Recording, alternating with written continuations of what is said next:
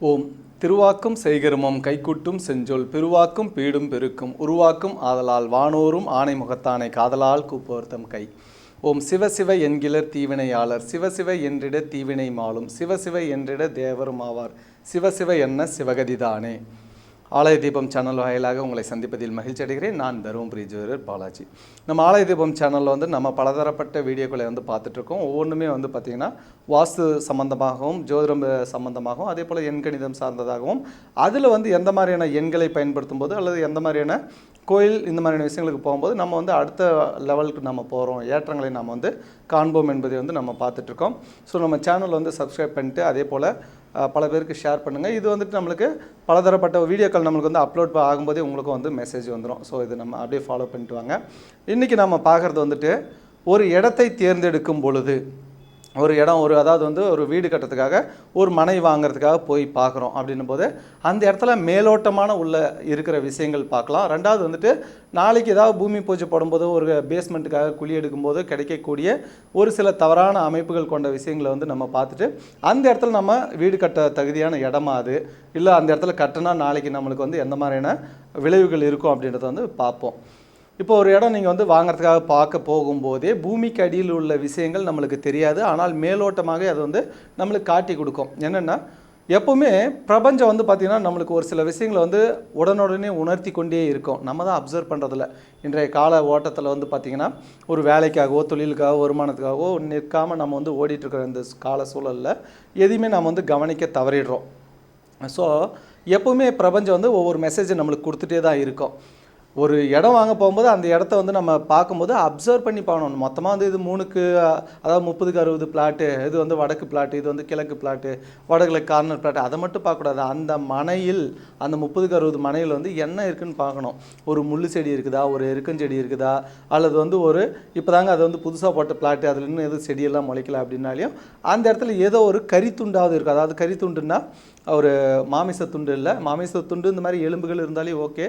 அல்லது அந்த ஒரு மரத்தை எப்போயோ எரிச்சிருப்பாங்க, அந்த மரத்துடைய அந்த துண்டு கரித்துண்டு அந்த இடத்துல ஏதாவது விழுந்திருக்கா, இதெல்லாம் பார்க்கணும். இது மேலோட்டமாக நம்மளுக்கு உணர்த்தக்கூடிய ஒரு விஷயங்கள். அதெல்லாம் தெரியாமல் நம்ம வாங்கிட்டாலும் இப்போ வாங்கியாச்சு சார், நான் மனை வாங்கியாச்சு, இப்போ வீடு கட்ட போகிறோம், பேஸ்மெண்ட் எடுக்கும்போது ஏதோ ஒரு பூனையோட ரோமம் அல்லது நாயோடைய எலும்பு பல் இந்த மாதிரி ஏதோ ஒரு விஷயம் அந்த இடத்துல கிடைக்குது அப்படின்னும் போது அது சல்லிய தோஷத்தை ஏற்படுத்தும். சார் பேஸ்மெண்ட் எடுக்கும்போது எனக்கு புதையல் கிடச்சிச்சு, தங்கம் கிடச்சிச்சு, இல்லை கோயில் சிலைகள் கிடச்சிச்சு, எது இருந்தாலும் அது சல்லிய தோஷம் மட்டுமே. தங்கம் கிடச்சிச்சுன்னா அது நல்ல இடம் அப்படின்றதெல்லாம் இல்லை, அது ஒரு மெட்டல், அவ்வளோதான். ஸோ அந்த மாதிரி ஒரு அமைப்பு கிடையாது. ஏன்னா புதையல் நல்லது தானே சொன்னாங்க, புதையலை காக்க அங்கே ஒரு பூதம் உண்டு அப்படின்றது ரூலு. இன்றைக்கி ஒரு சில வீடியோக்களெல்லாம் நீங்கள் பார்க்கும்போது கூட ஏதோ ஒரு புதையல் கிடைக்கும்போது அந்த இடத்துலேருந்து 2 பாம்பு வெளியேறுவதை நீங்கள் பார்க்கலாம். அதனால் இந்த மாதிரியான ஒரு அமைப்பு இருக்கும்போது வாங்கியாச்சு, சரி இதை விற்றுறது நல்லது. சார் விற்க முடியாது சார், நாங்கள் வாங்கினது ஒரு 10 வருஷத்துக்கு முன்னால் வாங்கிட்டோம், இப்போ தான் வீடு கட்டவே நாங்கள் ரெடியாக இருக்கோம், இப்போ இந்த மாதிரி கிடச்சிருச்சுன்றதுக்காக நாங்கள் இந்த இடத்த விற்றுட்டு போனோம்னா இந்த 10 வருஷத்தில் பல இடங்கள் பல மடங்காக விலை உயர்ந்துட்டுது. இன்றைய காலகட்டத்தில் எங்களால் இடம் வாங்க முடியாது, இதுக்கே ஏதாவது தீர்வு சொல்லுங்கள் அப்படின்னு சொல்லும் பொழுது அந்த இடத்துல பார்த்திங்கன்னா ஒரு 30க்கு 60 பிளாட் இருக்குது, இல்லை 30க்கு 40 இருக்குது அப்படின்னும் போது அந்த இடத்துல உள்ள மண்ணை 5 அடி ஆழத்துக்கு டோட்டலாக பழைய மண் எல்லாமே எடுத்துட்டு அந்த இடத்துல வேறு ஒரு புதிய மண்ணை அந்த இடத்துல நிரப்பி அதுக்கப்புறம் அதில் நிரப்பி அதை சதுரிச்சு அதாவது சமப்படுத்தி அதில் நவதானியத்தையும் விதைக்கணும். அந்த 1500 சதுர அடி இருக்குன்னா அது ஃபுல்லாகவே நவதானியத்தை விதைச்சி தண்ணி ஏதாவது பாய்ச்சி அந்த இடத்துல ஒரு 45 நாள் 60 நாள் கழித்து அந்த இடத்துல ஒரு நாட்டு பசுமாட்டை கொண்டாந்து கட்டி ஒரு 3 நாட்கள் அதில் மேய விடணும். 3 நாட்கள் அதே இடத்துல நாட்டு பசுமாடு இருக்கும் பொழுது அதில் பிடிச்சிட்டு போயிட்டு மறுபடியும் பிடிச்சிட்டு வரலாம். ஆனால் அந்த 3 நாட்கள் அந்த இடத்துல இருக்கும் பொழுது அந்த இடத்துல இருக்கிற தோஷம் பாதி விலகும். அப்போ மீதி என்ன செய்யறதுன்னா அதற்கப்புறம் ஒரு புரோகிதர் ஒரு அர்ச்சகரை கூட்டிட்டு அந்த இடத்துல சல்லிய தோஷம் நிவர்த்தின்ட்டு அதாவது பூமிக்காக ஒரு பூஜை பண்ணுவோம். அந்த பூஜையை பண்ணி அந்த இடத்துல தோஷத்தை நிவர்த்தி செஞ்சுட்டு அதுக்கப்புறம் அந்த இடத்துல வீடு கட்டுறது இந்த மாதிரி விஷயங்களை நம்ம பார்க்கலாம். ஒன்று. ரெண்டாவது, சார் இதில் நான் இந்த மாதிரி எதுவுமே நோட் பண்ணல, அப்போ அந்த இடத்துல சல்லிய தோஷம் இருக்கா இல்லையான்னு எனக்கு எப்படி தெரிஞ்சுக்கிறது? இல்லாட்டி வீடே கட்டியாச்சு சார், ஆனால் இந்த வீட்டுக்கு வந்ததுலேருந்து ஒரு கால் வலி ஒருத்தருக்கு இருந்துகிட்டே இருக்குது, இல்லை இந்த வீட்டுக்கு ஒரு 3 மாதத்துலேருந்து ஒருத்தருக்கு இடுப்பு வலி வந்துகிட்டே இருக்குது, கொஞ்சம் ஹெல்த் இஷ்யூ அடிக்கடி வந்துகிட்டே இருக்குது, இல்லை இந்த வீட்டுக்கு ஒரு 3 மாதத்துக்கு அப்புறம் ஒரு விபத்தை நாங்கள் சந்திக்க வேண்டிய ஒரு சூழல் ஆகிடுச்சு அப்படின்னா அப்போ அந்த இடத்துல சல்லிய தோஷம் இருந்துச்சு அப்படின்றதுக்கான அடையாளம். அதை எப்படி நாங்கள் கண்டுபிடிக்கிறது அப்படின்னும் போது அப்போ அந்த இடத்துல உட்காந்து ஆருடம் பார்க்கணும் அப்படின்னு பேர். அந்த இடத்துல ஆருடம் பார்க்கும் பொழுது அப்போ அன்னைக்கு கோச்சார கட்டத்தை வரைந்து அந்த 12 கட்டத்தில் ஏதாவது ஒரு கட்டத்தை நம்ம அவங்கள தொட சொல்லுவோம். அவங்க தொடர அந்த கட்டத்தில் வந்துட்டு ராகு கேது சனி இருந்துச்சுன்னா சல்லிய தோஷம்னு பேர். அல்லது செவ்வாய் வந்து அவங்க தொட்ட கட்டத்தில் இருந்து 6, 8, 10, 12ஆம் இடத்துல செவ்வாய் அமர்ந்தாலும் அந்த பூமியில் சல்லிய தோஷம் இருந்தது அப்படின்றது அர்த்தம். அப்போ என்ன செய்யணும்? அப்போ இப்போ என்ன செய்யணும்? நம்ம வந்து காலியாக இருந்த மனையில் மண் எடுத்து கொட்டி எல்லாம் செஞ்சுட்டு மாடு கட்டி மேய்ச்சிட்டோம். ஓகே, இன்றைக்கி நாங்கள் வீடே கட்டிட்டோம் சார் அப்படின்னும் போது ஒன்று அந்த வீட்டை விற்கலாம். இல்லை சார் அதெல்லாம் முடியாது, ஒரு சல்லிய தோஷம் இருக்கு, அதுக்காக நான் விற்க முடியுமானா விற்கிறது நல்லது. இல்லை சார் முடியாது அப்படின்னும் போது அந்த இடத்துல 8 விதமான பூஜை பொருட்களை வச்சு அந்த இடத்துல வந்து நீங்கள் ஒரு ஓமம் மாதிரி வளர்க்கலாம். அப்படி இல்லைன்னும் போது நீங்கள் அந்த இடத்துல புகை போடலாம். அதாவது செவ்வாய் வெள்ளி அதே போல் அஷ்டமி நவமி மீண்டும் வந்துட்டு பௌர்ணமி அமாவாசை இதில் அப்படியும் முடியலைன்னா செவ்வாய் வெள்ளி பௌர்ணமி அமாவாசை இந்த 4 நாளில் வந்துட்டு அந்த வீடு முழுக்க இந்த 8 பொருட்களை வச்சு தூபம் போடணும். அந்த புகை சாம்பிராணி புகை மாதிரி அதை போட்டு வீட்டு வந்து கதவு ஜன்னல் எல்லாமே அடைச்சி வச்சு ஒரு 10 நிமிஷம் அந்த புகை வீடு ஃபுல்லாக இருந்து அதுக்கப்புறம் எல்லாத்தையும் திறந்துவிட்டு ஃபேனை போடும்போது சுத்தமாக கிளியர் ஆகும். இதை வந்து தொடர்ந்து நீங்கள் செய்யும் பொழுது அந்த இடத்துல இருக்கிற தோஷம் மாதிரி நிவர்த்தி ஆகும். அது கந்திஷ்டியாக இருந்தாலும் சரி, செய்வினியாக இருந்தாலும் சரி, சல்லிய தோஷமாக இருந்தாலே ஆகும். அப்போ என்ன சார் அந்த 8 பொருட்கள் அப்படின்னா, இது வந்துட்டு நார்மலாகவே வந்து வீடுகள்லையும் தொழில் நிறுவனங்களில் கூட நீங்கள் போட்டுக்கலாம். இது வந்துட்டு அந்த இடத்துல இருக்கிற நெகட்டிவிட்டிவெல்லாம் வெளியேற்றி பாசிட்டிவ் எனர்ஜியை ஃபில் பண்ணி அந்த இடத்துல லக்ஷ்மி கடாட்சத்தை ஏற்படுத்தும்னு பேர்.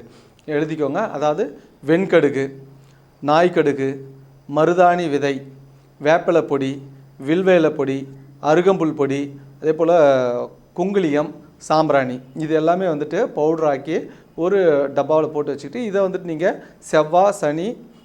செவ்வாய்க்கிழமை, வெள்ளிக்கிழமை, அதே போல் அமாவாசை, பௌர்ணமி இந்த நாட்களில் நீங்கள் தூபம் போட்டு வரும்பொழுது அந்த இடத்துல இருக்கிற தோஷங்கள் நிவர்த்தி செய்யப்படுகிறது. நாளைக்கு வந்து அது லக்ஷ்மி கடாட்சத்தை ஏற்படுத்தும் அப்படின்னு பேர். அப்போது இதை மட்டும் செஞ்சுட்டு வந்தால் இப்போ அந்த இடத்துல நான் வந்து ஒரு சிலர் வருவாங்க, நான் செய்வினை எடுக்கிறேன்னுவாங்க. அதெல்லாம் ஒரு தவறான அமைப்பு. யாரும் எடுக்க போகிறதில்ல. ஏமாற்றி வேணால் பணத்தை வாங்கிட்டு போவாங்க. அதனால் செய்வினை என்பது கிடையாது. அப்படியே இருக்குன்னு நீங்கள் நினச்சாலும் இந்த விஷயத்தை மட்டும் செஞ்சால் போதும். அதுக்கும் மேலே நான் வந்து செய்வினை இருக்குன்னு நீங்கள் ஃபீல் பண்ணிங்கன்னா பிரத்யங்கரா தேவி கோயிலுக்கு போயிட்டு வரலாம். அமாவாசை நாட்களில் பிரத்யங்கரா தேவி கோயிலில் வரமிளகா பூஜை செய்கிற இடத்துல போய் நீங்கள் கலந்துக்கிட்டு அதுக்கப்புறம் அங்கேருந்து தீர்த்தம் கொண்டு வந்து வீடு ஃபுல்லாகவே தெளிச்சிக்கலாம். நீங்கள் போய் அந்த வரமிளகா பூஜையில் உட்காந்து எழுந்தாலே போதும், அந்த தோஷம் மாதிரி நிவர்த்தி செய்யப்படும். அதனால் ஒன்று இடம் பார்க்க தேர்வு செய்ய போகும்போது இதெல்லாம் பார்க்கணும். அடுத்து பூமி பூஜை போடும்போது அந்த பேஸ்மெண்ட்டுக்கு மண் எடுக்கும்போது இதெல்லாம் கவனிக்கணும். அப்படியும் இல்லைன்னும் போது இந்த மாதிரி அந்த இடத்துக்கு வந்ததுக்கப்புறம் நிறைய பொருளாதார பிரச்சனையோ, திருமணம் சார்ந்த பிரச்சனையோ, உடல் ஆரோக்கிய பிரச்சனையோ வருது அப்படின்னும் போது அப்போது ஆறுடம் பார்த்து நம்ம இதை கண்டுபிடிக்கணும்.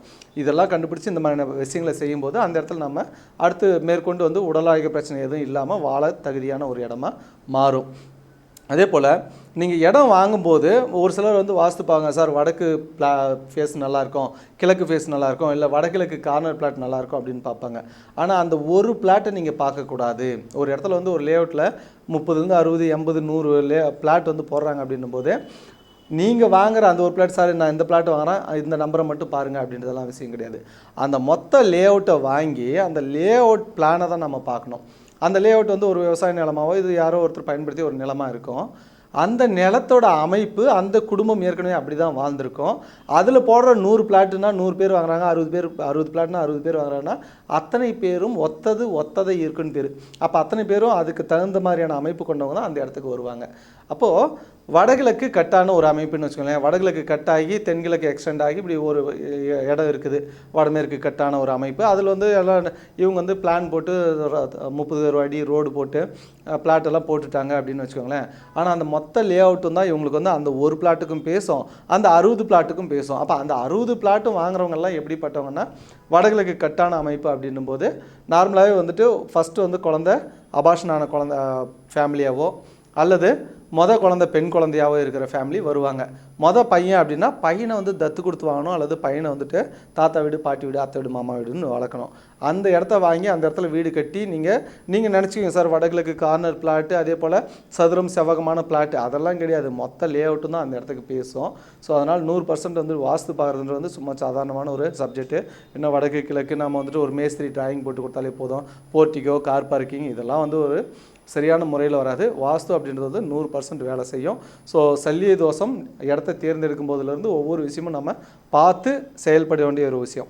ஸோ இதை செய்யுங்க, மிகப்பெரிய ஏற்றங்களையும் வாழ்வில் வளர்ச்சியும் அடைவீங்க. நன்றி. வாழ்க வளமுடன்.